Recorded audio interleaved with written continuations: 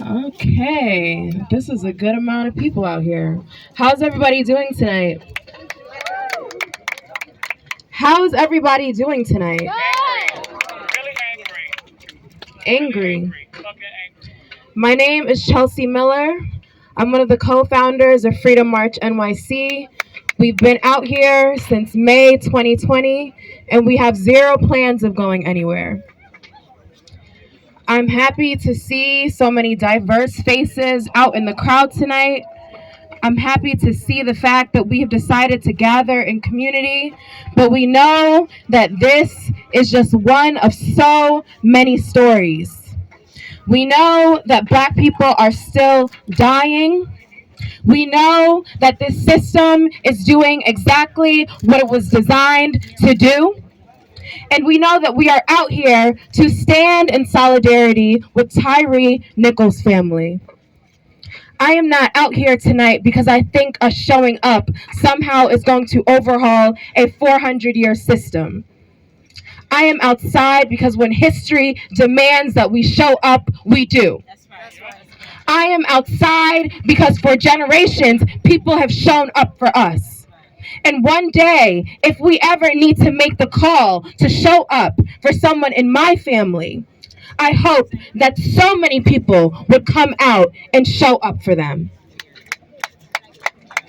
This is a modern day lynching. It is not the first, and it will not be the last. What we saw was what a system does when it is unlawful. What we saw is what a system does when there is no accountability. When we say that the answer to policing is more Black faces in high places and blue places, it is a lie. The answer to policing is to center our communities. Safety is not policing. Community is not policing. I don't know how many of you know the history of the policing system in America. Because if you did, then you would know that it was initially designed as a slave-catching institution. Let's go. Talk to them. Let them know. Let them know the truth. If you did, then you would know that there is a reason as to why in Black communities we are over-policed. I bet you didn't know that much of the funding came after the Civil Rights Movement, and it wasn't by accident. So when we say abolish the police, it is not because it has never been done before and it is so beyond reimagining. It is because it is high time and it is overdue that we create systems that center Black bodies because for too long they have been on our necks.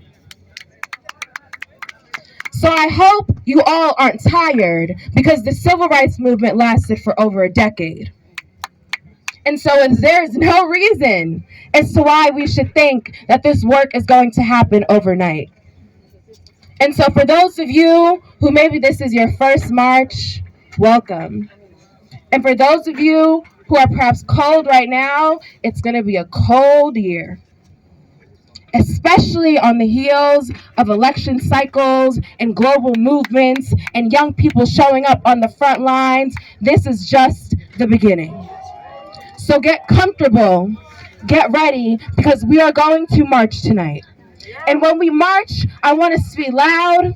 I want us to be present. I want us to have righteous indignation. And I want the world to know that New York City stands with Memphis. Because I hope that you all know that this is not the first time that we have seen tragedy in Memphis. The late and the great Dr. Martin Luther King was killed in Memphis. So when we say that we are standing with Tyre Nichols and his family, we are also standing with the generations of people who have put their blood on the lines to make sure we could be outside tonight. It is our duty to fight for our freedom. It is our duty to fight for our freedom. It is our duty to win. It is our duty to win. We must love each other We must love each other and support each other. and support each other. We have nothing to lose but our chains. We have nothing to lose but our chains. It is our duty to fight for our freedom. It is our duty to fight for our freedom. It is our duty to win. It is our duty to win. We must love each other We must love each other and support each other. and support each other. We have nothing to lose but our chains. We have nothing to lose but our chains. No justice! No peace! No justice! No peace! Say his name! Tyree Nichols! Say his name! Tyree Nichols! Say his name! Tyree Nichols! Ashe. Ashe!